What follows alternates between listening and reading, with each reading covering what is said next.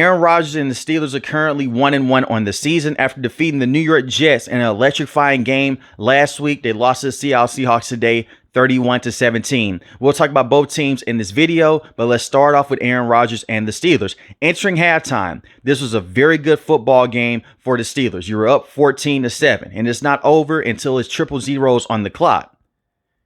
But as the game went on, you saw Aaron Rodgers play worse and worse. Credit to Coach McDonald. He had the right game plan up front. Drop those defensive linemen back into coverage and take that quick game away. That's what the Steelers did last week against the New York Jets. It was a bunch of quick game over and over again because their offensive line is not good. You do have Isaac at the guard position. He's a veteran, but he's an okay guard. You have Zach Frazier, who I'm a huge fan of, at the center position. You have Mason McCormick at the right guard position. Troy Fautanu, he's a second-year player, but he's a first-round pick.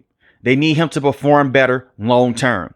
And Broderick Jones, he's been the worst offensive lineman with this team. He's on pace to be just as bad as Dan Moore Jr., who allowed 12 sacks last season.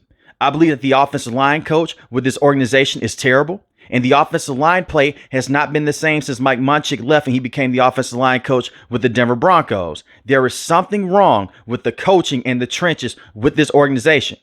Because just wait till I get into this defense here in a second. But this offensive line has been a huge problem since Mike Munchak left. The coaching isn't there, and these players, they don't know what the hell to do against different twists and different stunts up front. If you're running a bunch of quick game at the guard position, 9 times out of 10, they're going to get beat. And it's so many times on the outside where Broderick Jones, he gets confused to where he's not blocking anyone. And it's a free rusher that comes off the side. Now, last year, the excuse, Russell Wilson holds onto the football for a very long time. And the same with Justin Fields. Aaron Rodgers, traditionally in his career, going back to the Green Bay Packers, his few years with the New York Jets, he will get the football out quick over and over again. But it's a downside to that. You don't have a chance to go out there and take those deep shots down the field to Calvin Austin III, and the same with DK Metcalf. And those are two very good vertical threats with this organization. You're limiting yourself. Your offensive line play cannot be better. And it's more than just the pass protection. If your pass protecting was lackluster, that's fine. You better be better run blockers. That's not the case. They can't run the football consistently. And Jaylen Warren had a very good game in my opinion. He led the team in rushing today. He had 48 rushing yards, but 3.4 yards a carry on only 14 rushes. Jaylen Warren had 4 catches, 86 receiving yards. When your running back is your leading wide receiver and you have Calvin Austin III and DK Metcalf on your roster, you're dinking and dunking your way down the field a lot because you don't trust in this offensive line. And it's only so much that Arthur Smith can do. And you can say what you want to say about Arthur Smith. I don't have him being one of the best offensive coordinators in the NFL. But this is not an Arthur Smith problem. Your offensive line play was terrible with Randy Fichtner. Your offensive line play was terrible with Matt Canada. You need to fix the offensive line coaching here. You've invested a lot in this offensive line and draft capital. They need to be better because in today's game, Aaron Rodgers, under pressure, 3 of 11. 1 interception, got sacked 3 times, only 36 passing yards, and he got sacked 4 times last week. He did have 2 interceptions in this matchup. One of the interceptions, it wasn't his fault. It was in the back of the red zone to Pat at the tight end position and Calvin Austin III. The ball was deflected by Calvin Austin III. Here comes the cornerback. It goes for INT. But Aaron Rodgers could have easily thrown 3 interceptions in this matchup. He needs to play better. But he's 41 years old. He's played a lot of football in his career. Those hits, they add up. There is no reason to why he should be taking these hits over and over again. He doesn't have the same mobility that he once had because he tore that Achilles a year ago, 2 years ago with the New York Jets. You have to do a better job of protecting him and running quick game over and over again. They're going to flip those offensive linemen back into coverage. They're going to take those plays away. They're going to bat the ball down at the line of scrimmage, and it starts up front. Mike Tomlin has held this sentiment since he has become the head coach with this organization many years ago. He wants to run the football and stop the run. They can't do either. The trenches need to be better. Far as the wide receiving play, DK Metcalf did have a receiving touchdown. He did the best that he could on the offensive end. Jaylen Warren, he's doing the best that he can as well. And the same with Kenneth Gainwell. There's only so much that you do when your offensive line can't block for you. Jonnu Smith, 4 catches, 27 receiving yards. That's solid. But when DK Metcalf only has 3 catches and 20 receiving yards, that's a huge problem. They need to fix their offense. Now, the defense here, Cameron Hayward, Over the last month, he's been crying and complaining. He wants a new contract. He wants to be paid more, rightfully so. He's a top defensive tackle in football. He's an all-pro at that position. He's been phenomenal. He hasn't played well the first 2 weeks. TJ Watt, he wanted a contract extension. They gave this man $41 million a year. He wanted to be paid more than Myles Garrett, rightfully so. Defensive Player of the Year a few years back. The face of this organization since Big Ben retired. You've had a revolving door at the quarterback position with names like Kenny Pickett, Mitch Trubisky, Justin Fields, Russell Wilson, Mason Rudolph. So he's become the de facto face of the Steelers. They can't stop the run. Last week against Breece Hall went out there and he had 107 rushing yards. He averaged 5.6 yards a carry.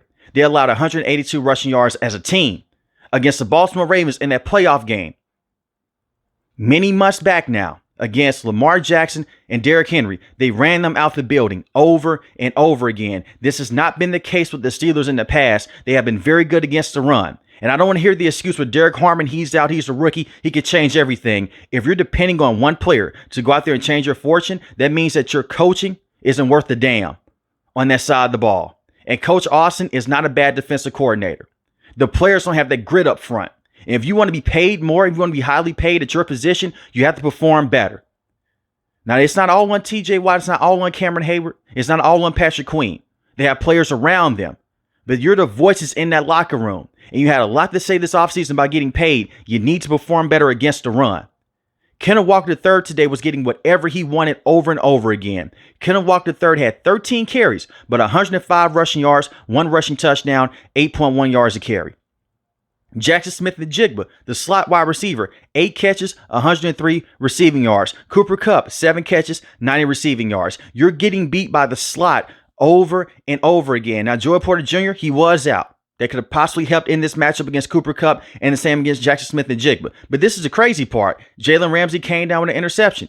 Nick Herbig came down with an interception. You had 2 interceptions in this matchup and you could not capitalize. And when Clint Kubiak realized, hey, they really can't stop the run. Let's continue to run the football over and over again because the gap responsibility is not there. And the gap discipline is terrible. And the containment on the outside against scrambling quarterbacks is at an all-time low right now. Sam Darnold is not known for his legs, but he's a solid athlete. Justin Fields is a dual-threat quarterback. Look at what he did last week, especially in that play-action bootleg play in the red zone. He was wide for a touchdown. No one was over there. He was just naked. Then you have Lamar Jackson in this division.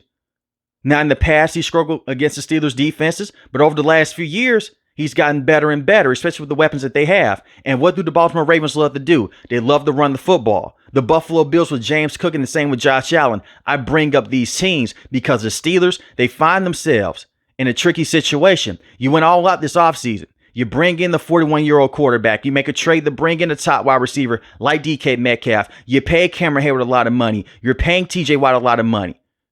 Those are moves that are saying, hey, we have Super Bowl aspirations. You're not going to touch the NFL playoffs if you can't run the football and you can't stop the run. And if you can't stop those dynamic quarterbacks, you're going to be in a world of trouble. Those are the top elite teams right now in the NFL. And you're in a close game with the New York Jets. Look at what just happened to the Jets today against the Buffalo Bills. They got blown out at home. And it is early in the season. But this is carryover from last year when they went on that 5-game losing streak. Last week was not a pretty win, but it was exciting because Aaron Rodgers had the 4 passing touchdowns. And I said this in last week's recap. You cannot, for any team, whether you're Kansas City, the Eagles, whomever, the Buffalo Bills, Baltimore Ravens, you cannot depend on your quarterback going out there every single week and carrying the team on his back. He's a huge part of the solution, but he's not the entire solution. Aaron Rodgers is not going to put up 4 passing touchdowns every single week. So you have to play more balanced football on both ends of the field here. On the defensive end, you have to be able to go out there and stop the run with the trenches. And you have to be able to go out there and make great plays in the secondary. Now, I will say this. One positive on the defensive end is Jalen Ramsey. He is a phenomenal cornerback. He's still a top corner to have in this league. He had the interception in today's game. He had the brutal hit in last week's game against Garrett Wilson and the New York Jets. He was able to go out there and make beautiful plays over and over again. You hope when you get Joey Porter Jr. back in the game that he'll be able to go out there and he'll be that true number 2 cornerback that you're looking for. He was just their number 1 cornerback last year. It's just the holding penalties with him. And you still have Darius Slay on the back end, who is a solid number 3 with the Steelers right now. but the trench play has to be better moving forward. And one more thing about the Steelers before I move over to the Seahawks here. Caleb Johnson, I don't want to see him on the field anytime soon because the Steelers were down by 3 points. He goes out there. It's a muff situation on the kick return. Now, the rules don't change. From high school to college to the NFL, if you touch the football, you have to go out there and make sure that you knee it down, you run out of bounds, make sure that you retain possession of it. Because if you don't, and the other team goes out there and it's in the back of the red zone, it will go for a touchdown. That was a huge game-changing play in this matchup. A huge game-changing play. And I know that he's a rookie, but no excuses. He has been terrible in training camp by a lot of reports. And we saw this last week. They gave him 1 carry. They got him right back out of the game. Caleb Johnson needs to be better. But this was a terrible look for him. He obviously had the football hit the top of his helmet, and he continues to run upfield. If you look on the sideline, and I looked at this through NFL Red Zone and through the actual game cast, you can see the special teams coach. He's yelling, he's pointing, Caleb, go get the football. Instead, he doesn't. All the Steelers, they think that he didn't touch the football because they're running up, they're blocking. You don't know what the hell's going on behind you. You think that your return's going to come with you. So they start to run to the sideline. The Seahawks go out there. They get the ball. It goes for a touchdown. That is a dumb play. That's a brain dead play by a football player. And it's not just because he's a rookie in this league. You can't use that. If he has a situation to where he doesn't run out of bounds and the clock continues to run, that's a rookie mistake. Because the college rules are a little bit different than the NFL. But when you are on the kick return game, it's very important when you're on special teams to come down with those plays. That was a huge game-changing play. And I'm not blaming this entire loss on Caleb Johnson. It's a team game. But that one play gave the Seahawks all the momentum to score 17 points in the fourth quarter because that's a free touchdown that you gave up. He has been terrible so far. It's only 2 weeks, but he needs to be better with his player recognition on the field, with his play. But I'm very disappointed in Caleb Johnson. This was a very good player coming out of Iowa. And a guy they spent a high pick on in the NFL draft because they really needed a running back. He can't even outplay Jalen Warren or Kenneth Gainwell right now. And it spoke volumes to when they went out there and they gave Jalen Warren a contract extension a few weeks ago. And it's not because Jalen Warren's this bad running back. He's been a very good number 2 behind Najee Harris. And Kenneth Gainwell is a solid rotational back over the last few years, especially last year behind Saquon. But they were hoping that Caleb Johnson could be that bell cow. Caleb Johnson's just been very disappointing so far. 1 carry for 1 yard in this game.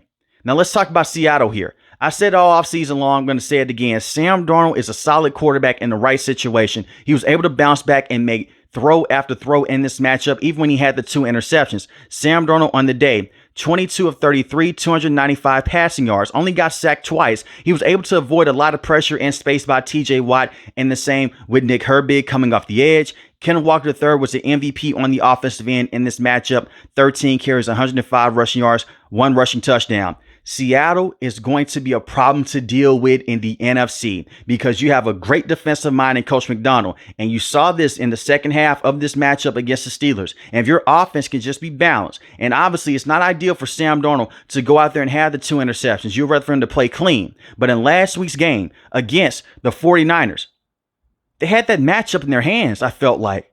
It was just bad play calling by Clint Kubiak.